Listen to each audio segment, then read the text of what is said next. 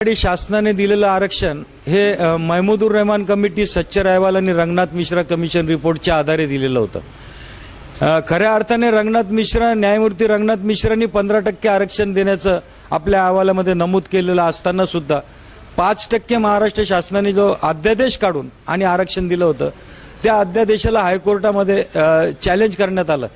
त्यामध्ये आम्ही पार्टी झालो आणि त्याच्यामध्ये असा विषय मांडण्यात आलेला होता का मुस्लिम हा धर्म आहे व धर्मावर आधारित आरक्षण देता येत नाही, परंतु खऱ्या अर्थाने आम्ही मुस्लिम धर्माचे नसून इस्लाम धर्माला मानणारे आहोत।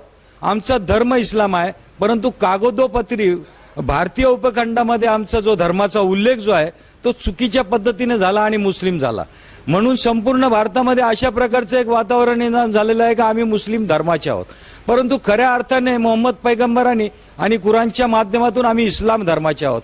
आणि हे जे आघाडी शासनाने दिलेलं आरक्षण जे होतं ते इस्लाम धर्मातील मुस्लिम या जातीला दिलेलं होतं आणि त्या जातीला, संपूर्ण मुस्लिम जातीला सुद्धा नव्हतं, तर त्याच्यामधल्या फक्त 50 पोट जातांना दिलेलं होतं। शेख, खान, पठाण, काजी, सय्यद अशा प्रकारचे। अजून तर त्याच्यामध्ये आमच्या कोकण विभागातल्या ज्या जाती होत्या ते तर सुटलेल्याच होत्या, त्यांचा तर खऱ्या अर्थाने अभ्यासच झालेला नव्हता, परंतु त्यांचं सुद्धा नाव समाविष्ट करणे गरजेचं होतं। हायकोर्टाने कोणत्याही प्रकारचा मुस्लिम आरक्षणाला स्टे दिलेला नाही। मुस्लिम समाजाला 5% शैक्षणिक आरक्षण दिलेलं आहे, त्याबाबतचा माझ्याकडे अंतरिम आदेश उपलब्ध आहे का शिक्षणामध्ये 5% मुस्लिम समाजाला आरक्षण दिलं गेलं पाहिजे।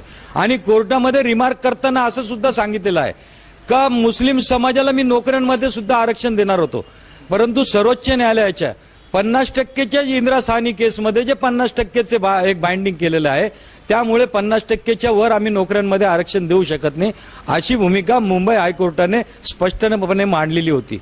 मुस्लिम समाजाला शिक्षणामध्ये आरक्षण चालू झालेलं होतं आणि काही आमचे विद्यार्थी हे इंजिनिअरिंग आणि डिप्लोमाच्या कोर्सेसला ऍडमिशन घेत सुद्धा होते, परंतु आघाडी शासन आल्यानंतर मराठा समाजाला ज्या हायकोर्टाने स्टे लावलेला होता त्यांचं आरक्षणाचं बिल हे विधानसभेत आणि विधान परिषदेत पास केलं, कारण शासनाला मराठ्यांना सुद्धा आरक्षण द्यायचं नव्हतं किंवा मुस्लिमांना सुद्धा आरक्षण द्यायचं नव्हतं।